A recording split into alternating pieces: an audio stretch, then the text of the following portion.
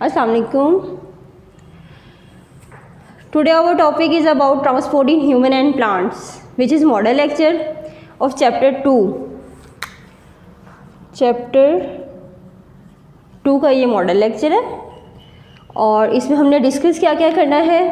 Human blood circulatory system को इसको हम डिस्कस करेंगे, डाइटरी अफेक्ट और circulatory system, transportation in plants और ट्रांसपोर्टेशन, ट्रांसपायरेशन और ट्रांसलोकेशन।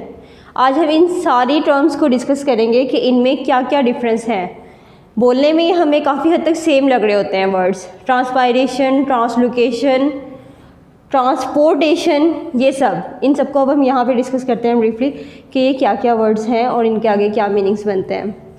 सबसे पहले है transportation. Supply of food, water, oxygen etcetera and removal of waste from our body is called transportation. Supply करवाना फूड की, वाटर की और ऑक्सीजन वगैरह की, और रिमूवल करवा देना वेस्ट की हमारी बॉडी में से, ये चीज़ क्या कहलाएगी? ट्रांसपोर्टेशन कहलाएगी ये, ठीक है। नेक्स्ट है human blood circulatory system. Human blood circulatory system 3 चीज़ों पे कंसिस्ट करता है। वो 3 चीज़ें क्या हैं? एक को हम हार्ट बोलते हैं, एक को हम ब्लड वेसल्स बोलते हैं, नेक्स्ट आपके पास ब्लड। सबसे पहले हार्ट का आपको पता है कि हार्ट में हमारे पास 4 चैम्बर्स होते हैं। फर्स्ट 2 अपर एट्रिया, मतलब जो ऊपर वाले 2 चैम्बर्स होते हैं उसको हम अपर एट्रिया बोलते हैं, और जो नीचे वाले 2 चैम्बर्स होते हैं उसको हम 2 लोअर वेंट्रिकल्स बोलते हैं। टोटल मतलब 4 आपके पास चैम्बर्स हैं, ऊपर वाले 2 और नीचे वाले 2 अलग अलग। जो ऊपर वाले 2 हैं उसको हम क्या बोलेंगे? अपर, और वो एट्रिया है। जो 2 लोअर वाले हैं उसको हम क्या बोलेंगे? 2 लोअर वेंट्रिकल्स बोलेंगे। हमारे हार्ट का साइज हमारी मुट्ठी के बराबर होता है, आवर फिस्ट के बराबर होता है। क्लियर है? अच्छा, हार्ट में हम 2 चीज़ें और डिस्कस करते हैं, ऑक्सीजनेटेड ब्लड और डीऑक्सीजनेटेड ब्लड। ऑक्सीजनेटेड ब्लड और डीऑक्सीजनेटेड ब्लड में डिफरेंस क्या है? ये आपके पास शॉर्ट क्वेश्चन मोस्टली आ जाता होता है। अच्छा, ऑक्सीजनेटेड ब्लड आपको अपने नेम से ही जाहिर हो रहा है, नेम से ही पता लग रहा है कि ऑक्सीजनेटेड ब्लड में ऑक्सीजन रिच ब्लड जो भी है वो किस फॉर्म में आएगा? Oxygen rich blood, oxygenated blood. और डीऑक्सीजनेटेड ब्लड किस में आएगा? यानी कि ऑक्सीजन पुअर ब्लड, जिसमें ऑक्सीजन की कमी होगी वो डीऑक्सीजनेटेड है, और जिसमें ऑक्सीजन वाफर मिकदार में पाया जाएगा वो ऑक्सीजनेटेड है। ये आपको नेम से ही पता लग जाना चाहिए।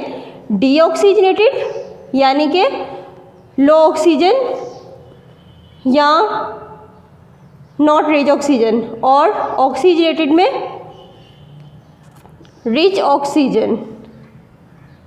क्लियर है? नेक्स्ट है हमारे पास blood vessels.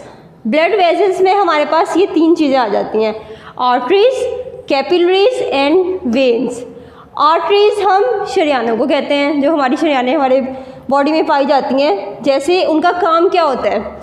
Arteries are the blood vessels that carry blood away from our heart. यानी कि आर्टरीज वो होती हैं जो हमारे ब्लड को हमारे दिल से दूर की तरफ ले जाती हैं, यानी कि दिल के करीब नहीं लेकर आ रही। जो ब्लड हमारी बॉडी में सर्कुलेट कर रहा है वो हमारी बॉडी से दूर की तरफ लेके जा रही हैं। कौन लेके जा रही हैं? हमारी आर्टरीज लेके जा रही हैं।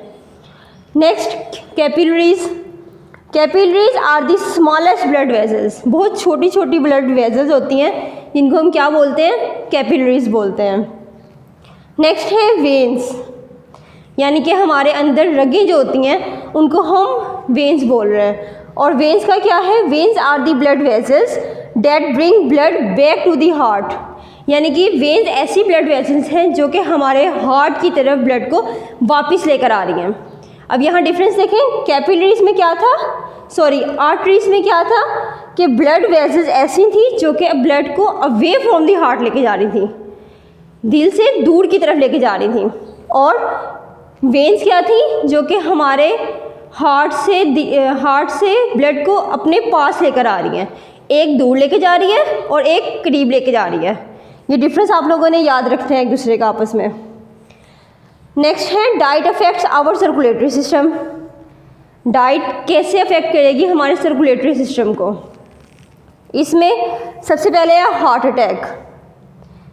हमारे दिल की डेथ हो जाना, हमारे दिल के बॉडी पार्ट्स की डेथ हो जाना, या हमारे बॉडी पार्ट्स में दिल है तो उस दिल के किसी भी कोई एक हिस्से की अगर डेथ हो जाती है तो वो हार्ट अटैक में आती है। और हार्ट अटैक को हम नेक्स्ट नेम देते हैं मायोकार्डियल इन्फेक्शन का। अगर आपके पास शॉर्ट क्वेश्चन आ जाए या लॉन्ग क्वेश्चन आ जाए, उसमें आपके पास हार्ट अटैक अगर ना राइट किया हुआ हो, आपके पास सिर्फ मायोकार्डियल इन्फेक्शन राइट किया हुआ है, तो आपको यहाँ से देख के भी अंदाज़ा हो जाना चाहिए कि हार्ट अटैक का ही सेकेंड नेम है और इसमें आपने हार्ट अटैक के अबाउट राइट करना है सारा। क्लियर है? अब हार्ट अटैक में हम लोग क्रोनरी आर्टरीज़ की भी बात करते हैं। दिल से जुड़ी जितनी भी आर्टरीज़ हैं, मतलब क्रोनरी आर्टरीज़ की अगर बात करें तो वो हार्ट वाले उसमें आएगी, पोर्शन में आएगी। हार्ट अटैक की मुख्तलिफ वजह हो सकती हैं। हार्ट अटैक क्यों हो जाता है? अगर हमारे ब्लड थोड़ा सा कह लें कि किसी भी हमारी रगों में या हमारे उसमें कैपिलरीज वगैरह में अगर जम जाता है, हार्ट के अंदर जो ब्लड होता है वो अगर आपके पास मतलब ठीक से उसका फ़्लो नहीं हो रहा, ठीक से वो दिल की तरफ जा नहीं रही, आपका जो ब्लड है वो बहुत ज़्यादा गाढ़ा हो गया किसी वजह से, या ठीक से वो अपना फ़्लो नहीं कर रहा, हार्ट की तरफ नहीं जा रहा, या उसमें कहीं पे कोई क्लॉटिंग हो गई है जिसकी वजह से क्या होता है, हार्ट अटैक हो जाता है आपको। डॉक्टर्स आपको मेडिसिन देते हैं और अगर तो वो शरियाने मतलब वो खुल जाए, वो जल्दी से आपका फ़्लो वो स्टार्ट हो जाए, तो फिर तो आप हार्ट अटैक से बच सकते हैं। नहीं तो मोस्टली क्या होता है कि क्लॉटिंग हो जाती है, कहीं ना कहीं पे हमारा ब्लड जो है वो रुक जाता है, वो सही से सर्कुलेट नहीं कर पा रहा होता, उसकी मूवमेंट ठीक से नहीं हो रही होती, जिसकी वजह से हार्ट अटैक का प्रॉब्लम हो जाता है। और हार्ट अटैक के प्रॉब्लम में सिम्टम्स क्या होते हैं? आपके सीने में दर्द शुरू हो जाता है, और अगर ऐसा वैसा कोई आपको इशू हो तो आप फ़ौरन से कॉल करें 1122 पे, अपना चेकअप करवा लें कि हार्ट अटैक में आपको ज़्यादातर पसीने बहुत ज़्यादा छूटने लग जाते हैं, आपकी तबीयत मतलब फ़ौरन से ख़राब होने लग, आपके हमारा हार्ट ज़्यादातर जो है वो लेफ़्ट साइड पे पाया जाता है। बहुत रेयर केसेस ऐसे होते हैं कि जिनमें उनका हार्ट राइट साइड पे होता है, नहीं तो ज़्यादातर यही है कि आपका हार्ट लेफ़्ट साइड पे होता है। अगर आपको ऐसी कोई पेन हो रही है तो आपको चेक करवा लेना ज़्यादा बेहतर है इस चीज़ में। नेक्स्ट है ब्लड प्रेशर। ब्लड प्रेशर आपको पता है हाई भी हो सकता है, लो भी हो सकता है, और यहाँ हम हाई ब्लड प्रेशर की बात कर रहे हैं। हाई ब्लड प्रेशर को हम लोग हाइपरटेंशन बोलते हैं। यहाँ अगर हम राइट कर भी दें, ये हाई ब्लड प्रेशर की मैं बात कर रही हूँ, और हाई ब्लड प्रेशर को हम लोग हाइपरटेंशन भी बोलते हैं। मतलब हाई ब्लड प्रेशर का ही सेकंड नेम है हाइपरटेंशन। आपको किसी भी चीज़ की बहुत ज़्यादा टेंशन हो जाना, तो आपको क्या होता है, अब हम कहते हैं ना कि आम केसेस में इस बंदे का बीपी हाई हो गया, क्यों हाई हो गया, कोई टेंशन नहीं है इसने, या और भी केसेस हो सकते, मतलब और भी आपको सिम्टम्स हो सकते हैं। ज़रूरी नहीं है कि आपका ब्लड प्रेशर इसीलिए हाई हो कि आपने कोई टेंशन ली हो, और भी कितनी वजूहत हो सकती हैं इसकी। लेकिन हाई ब्लड प्रेशर में हम उसको हाइपरटेंशन बोलते हैं। और नॉर्मली आपका जो ब्लड प्रेशर एक नॉर्मल इंसान का जो होता है वो 80 to 120 होता है। 80 नीचे वाले को और 120 ऊपर वाले को। अगर इससे नीचे हो तो हम कहते हैं कि ब्लड प्रेशर कम है इसका, और अगर 120 से ऊपर चला जाए तो हम कहते हैं कि ब्लड प्रेशर ज़्यादा है, ब्लड प्रेशर का बढ़ा हुआ है। नेक्स्ट है हमारे पास डायबिटीज़। डायबिटीज़ में हम इंसुलिन की बात करते हैं। डायबिटीज़ वैसे हम किसको कहते हैं, शुगर को बोलते हैं डायबिटीज़। और शुगर लेवल क्यों हमारा अप एंड डाउन रहता है, क्या वजह है, इंसुलिन की बात करते हैं। इसमें हम इंसुलिन क्या है, एक केमिकल ऐसा है जो कि प्रोड्यूस होता है हमारे पेंक्रियाज में। A chemical that is produce in our pancreas that is called insulin. अब जैसे कुछ लोग होते हैं उनको डायबिटीज़ हो जाती है, तो इंसुलिन वो खुद यूज़ कर रहे होते हैं, डॉक्टर उनको रिकमेंड करते हैं, वो खाना खाने से पहले या कुछ टाइम पहले इंसुलिन खुद लगा रहे होते हैं, क्योंकि उनके अंदर उनके जो बॉडी के अंदर लेवल है शुगर का वो बहुत बढ़ जाता है, और इंसुलिन नहीं खुद से बन रही होती, जिसकी वजह से उनको डायबिटीज़ हो जाती हैं। नेक्स्ट है हमारे पास इसमें एस्थमा। एस्थमा किसे कहेंगे, एस्थमा दमे की बीमारी हो जाती है। इसमें अलर्जेंस की बात करते हैं, things that can cause asthma. Allergens हम कहते हैं ऐसी चीज़ें जो कि अस्थमा काज करें, उनको हम एलर्जेंस कहते हैं। अब एलर्जेंस में आपके पास ये आ सकता है कि किसी चीज़ से आपको एलर्जी हो, और आप उस चीज़ के फिर भी करीब चले जाएं, आपको खांसी होने लग जाती है, आपको अस्थमा की बीमारी हो जाती है, आपका सांस सही से नहीं आ रहा होता, और इस चीज़ के लिए डॉक्टर ज़्यादातर आपको इन्हेलर देते हैं। इन्हेलर आप अपने पास रखते हैं, अस्थमा के जितने भी पेशेंट्स हैं वो इन्हेलर रखते हैं अपने पास, ताकि अगर किसी टाइम में उनको सही से सांस नहीं आ रहा तो वो इन्हेलर यूज़ कर लेते हैं और उनके सांस का लेवल मतलब ठीक से सांस उनका आने लग जाता है। इसमें काफ़ी सारे इसके भी सिम्टम्स हो सकते हैं अस्थमा के, कि आपका सांस उखड़ने लग जाता है और सांस उखड़ने लग जाए, ऐसे कोई पोलन ग्रेन्स वगैरह जो आपके लिए सूटेबल नहीं है, लेकिन आपने कोई उनको स्मेल कर लिया है या इस तरह उड़ के कहीं आपके पास लग गए, आपके कपड़ों में इस तरह कुछ हो गया है, तो आपको अस्थमा की बीमारी हो सकती है। नेक्स्ट है ट्रांसपोर्टेशन इन प्लांट्स। ट्रांसपोर्टेशन कैसे होती है प्लांट्स के अंदर।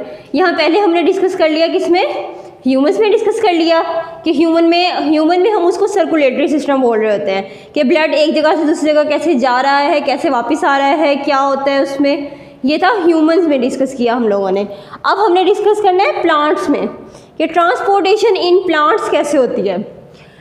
ट्रांसपोर्टेशन इन प्लांट्स में हम बात करते हैं बेसिकली जाइलम की और फ्लोएम की। जाइलम क्या काम करता है, फ्लोएम क्या काम करता है। देखिए जाइलम सबसे पहले आपके पास जो वाटर होता है और जो मिनरल्स होते हैं उनकी ट्रांसपोर्ट करवाएगा रूट से बाकी पार्ट्स में, मतलब प्लांट्स के जितने बाकी पार्ट्स हैं ना उसके अंदर वो इसकी ट्रांसपोर्ट करवा रहा है। और इसके बाद जाइलम हो गया। और फ्लोएम क्या काम करता है, जो भी खुराक तैयार हो जाती है, यानी कि हमारे पत्तों में अगर खुराक तैयार बनाई है, खुराक तैयार की है उन्होंने, तो वो वहाँ से बाकी पार्ट्स की तरफ जो मूवमेंट होती है वो क्या किसके थ्रू होगी, वो फ्लोएम के थ्रू होगी। जाइलम ने सिर्फ वाटर और मिनरल्स को करना है मूवमेंट, और फ्लोएम ने क्या करना है, जो खुराक तैयार हो चुकी है उसको ये वहाँ से लेके जाएगा, उसकी ट्रांसपोर्टेशन करवाएगा। Absorption of water in plants through roots. आपको पता है हम रूट्स में पानी देते हैं, वहीं हम उसको मिनरल्स प्रोवाइड करते हैं, फिर वहाँ से वो आगे बाकी पार्ट्स की तरफ मूवमेंट उसकी स्टार्ट हो जाती है। नेक्स्ट है ट्रांसपायरेशन। ट्रांसपायरेशन आपको पता है, हम ट्रांसपायरेशन इस चीज़ को बोलते हैं कि पानी का बुखारात बन के उड़ जाना, किसके ऊपर से, किसी भी सरफेस पे से। यहाँ हम प्लांट्स की बात कर रहे हैं, तो प्लांट्स पे आपको पता है अगर हमारे पास पत्ते हैं, पत्तों के ऊपर सुबह अर्ली मॉर्निंग में अगर शबनम पड़ जाती है, हम लोगों ने मोस्टली इस चीज़ को ऑब्जर्व किया है, वो शबनम जैसे जैसे थोड़ा सा टाइम आगे की तरफ जाता है, थोड़ी सी धूप निकलनी शुरू होती है इस तरह, तो वो शबनम कहाँ गायब हो जाती है, वो फिर हमें नज़र नहीं आ रही होती। क्यों नहीं नज़र आती? क्योंकि उसकी वो जो पानी के ड्यू ड्रॉप्स जो पड़े हुए होते हैं वो ट्रांसपायरेशन के थ्रू वहाँ से ख़त्म हो जाते हैं। मतलब ट्रांसपायरेशन का फिनोमिना वहाँ पे होता है और वो पानी जो है वो बुखारात बन के उड़ जाता है, और हम कहते हैं कि पानी पता नहीं कहाँ गायब हो गया, कि सुबह तो वहाँ पे था और अब नहीं है। ठीक है, ट्रांसपायरेशन भी क्लियर हो गया आप लोगों को। अब है ट्रांसलोकेशन। ट्रांसलोकेशन में हम ये बात करते हैं कि जो भी खुराक पत्तों ने तैयार कर ली है, यहाँ हमने बात की थी कि खुराक तैयार करने का अमल भी साथ साथ हो रहा था। ट्रांसलोकेशन में जो भी पत्तों ने खुराक तैयार कर ली है, प्रिपेयर्ड फूड को अगर हम एक जगह से दूसरी जगह मूवमेंट करवा रहे हैं जहाँ पे उस चीज़ की ज़रूरत है, वेयर इट इज़ नीडेड, जहाँ ज़रूरत होगी उस चीज़ की, अगर उस साइड पे आपको वो लेके जा रहे हैं तो वो ट्रांसलोकेशन में आएगा। यहाँ पे प्रीपेयर्ड फूड होगी, वहाँ पे अभी फूड तैयार नहीं हुई थी। हम सिंपल एक बात कर रहे थे कि जोरों में हम लोगों ने पानी भी प्रोवाइड कर दिए, मिनरल भी प्रोवाइड कर दिए, फिर पहले पानी की मूवमेंट हुई, फिर सब कुछ ऐसे। ट्रांसलोकेशन में हम लोगों ने जो प्रीपेयर्ड फूड है उसकी अगर हम मूवमेंट करवा रहे हैं किस जगह पे जहाँ उसकी ज़रूरत है, तो वो आएगी ट्रांसलोकेशन में। ठीक है, नेक्स्ट है हमारे पास structure of plant parts and transportation. अब स्ट्रक्चर ऑफ प्लांट्स पार्ट्स क्या हैं? स्ट्रक्चर ऑफ रूट की बात करेंगे, इसमें हम स्ट्रक्चर ऑफ स्टेम की बात करेंगे और स्ट्रक्चर ऑफ लीफ की बात करेंगे। स्ट्रक्चर ऑफ रूट में क्या है, रूट का बेसिक फंक्शन क्या होता है? सिंपल बेसिक फंक्शन इसका ये है कि ये एब्जॉर्प्शन करवाता है वाटर की। बेसिक फंक्शन में हम जस्ट इतना राइट करेंगे, अगर आपके पास जस्ट ये आ जाए, ये तो स्ट्रक्चर ऑफ रूट की हम बात कर रहे हैं ना, अगर सिंपल आपके पास ये आ जाए कि what is the function of root, तो रूट का फंक्शन यही होता है कि एब्जॉर्प्शन ऑफ वाटर होता है इसमें। क्लियर है? नेक्स्ट है स्ट्रक्चर ऑफ स्टेम। स्टेम जो तना होता है उसका स्ट्रक्चर क्या होता है? उन्होंने कहा है cuticle layer around the stem to reduce water loss. जैसे हमारे पास मुख्तलिफ पौधे हैं, सरसों का एक पौधा होता है हमारे पास, उस सरसों में क्या होता है कि क्यूटिकल लेयर जो स्टेम के गिर जो क्यूटिकल लेयर होती है ना, वो क्या करवाती है, रिड्यूस कर देती है वाटर के लॉस को। तो ये हम स्ट्रक्चर ऑफ स्टेम की बात कर रहे हैं कि वहाँ से रिड्यूस हो जाएगा वाटर लॉस, और ये सब कुछ सरसों में हम लोग यहाँ हम डिस्कस सरसों में कर रहे हैं। आपकी बुक में डिस्कस सरसों के बारे में किया हुआ है, नेक्स्ट डिफरेंट में उसका फिनोमेना डिफरेंट होता है। फिर नेक्स्ट है phloem tissue in the stem transport food made in leaves. अब फ्लोएम टिश्यू ने क्या करना है, ट्रांसपोर्ट करवानी है फूड की जो कि पत्तों ने तैयार की थी। मैंने आपको ऊपर भी यहाँ डिस्कस किया था कि जाइलम और फ्लोएम में क्या डिफरेंस था।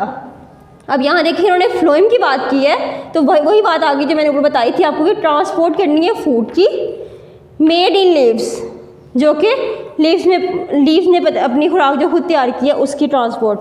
फिर है स्ट्रक्चर ऑफ लीफ का स्ट्रक्चर क्या है। लीफ के स्ट्रक्चर में आपको पता है कि हमारे पास लीफ है, उस लीफ के अंदर मिडरीव्स पाई जाती हैं।